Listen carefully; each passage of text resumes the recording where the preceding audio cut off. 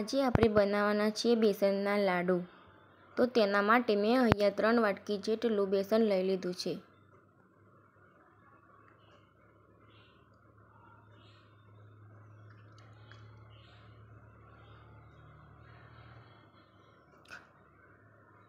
હવે આપણે થોડું થોડું પાણી નાખીને આને લોટ બાંધી દઈશું।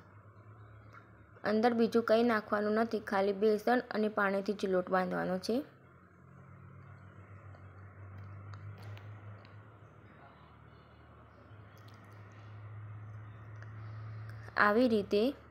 આ રીતે લોટ બાંધ્યા પછી આપણે થોડુંક ઘી લઈશું, 1 સ્પૂન જેટલું, અને તેને ફરીથી બાંધી લઈશું।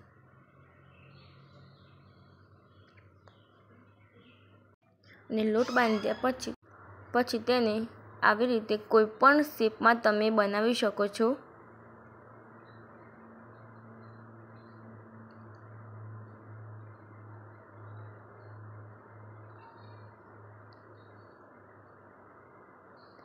આ રીતે તમારે કોઈ પણ શેપમાં બનાવવા હોય તે રીતે બનાવો।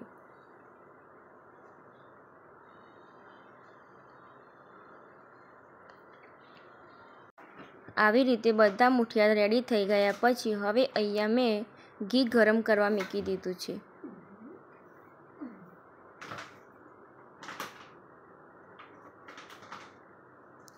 મેં અહીંયા ઘી લીધું છે, જો તમારે તેલ લેવું હોય તો પણ તેલ લઈ શકાય। મેં અહીંયા ઘી લીધું છે અને ધીમો જ રાખવાનો છે, વધારે ફાસ્ટ ગેસ રાખશો તો જલ્દી ગરમ થઈ જશે। અને હવે ચેક કરી લેવાનું થઈ ગયું છે કે નહીં। તો થઈ ગયું હોય તો બધા મુઠિયાને તળી લેવાના।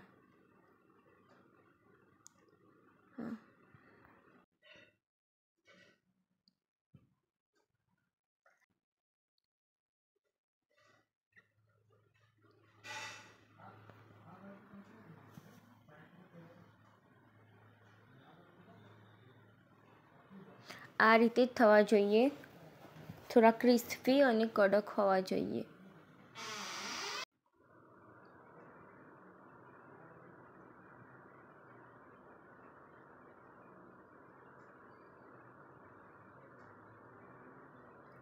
હવે આ બાકીના પણ બધા મુઠિયાને હવે આપણે તળી લઈશું।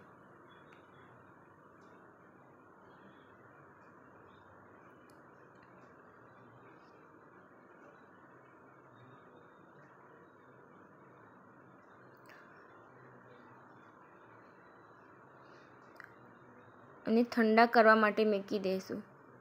જો પહેલાં ઠંડા હતા તેને આવી રીતે મેં કટકા કરી લીધા છે।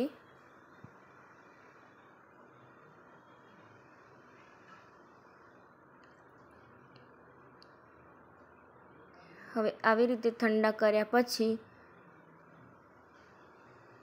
મેં અહીંયા મિક્સરમાં દળી લેવાના છે।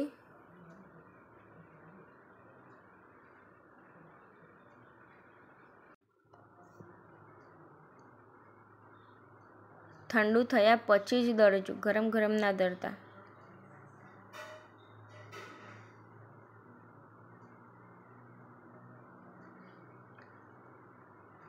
આવી રીતે આવું જ રાખવાનું છે, વધારે પડતું ઝીણું પણ નહીં કરવાનું। હવે અહીંયા મેં ચાસણી માટે 1 વાટકી અને અડધી વાટકી જેટલું ખાંડ લઈ લીધી છે। હવે અડધો ગ્લાસ જેટલું પાણી નાખ્યું છે મેં અહીંયા।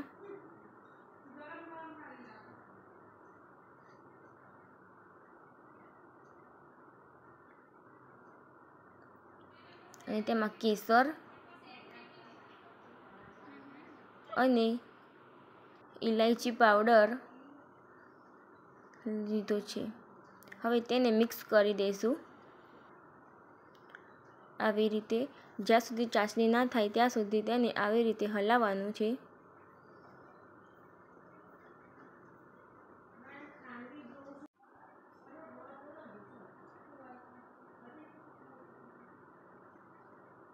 ચાસણીને આ રીતે ઘટ થવા દેવાની છે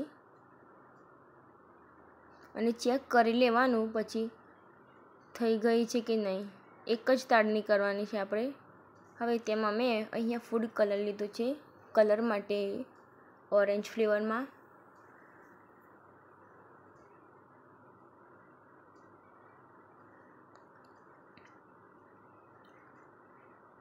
હવે આ ચાસણી રેડી થઈ ગઈ છે.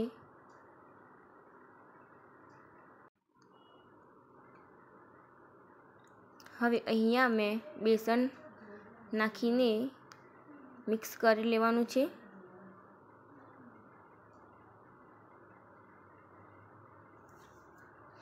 આ રીતે કમ્પ્લીટ મિક્સ કરી લેવાનું છે અને બેસન નાખ્યા પછી તરત જ ગેસ બંધ કરી દેવાનો છે.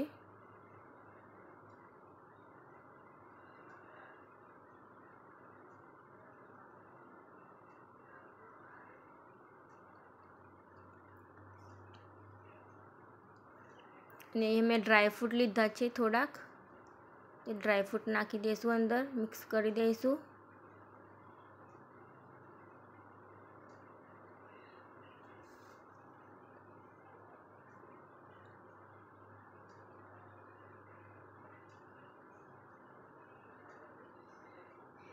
અને અહીંયા મેં એક પ્લેટમાં કાઢીને તેમાં થોડું ઘી નાખ્યું છે.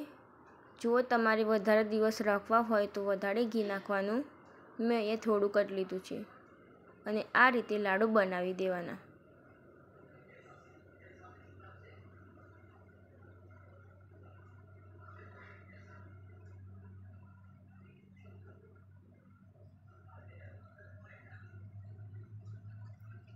હવે આ રીતે બાકીના બીજા પણ લાડુ બનાવી દેવાના છે.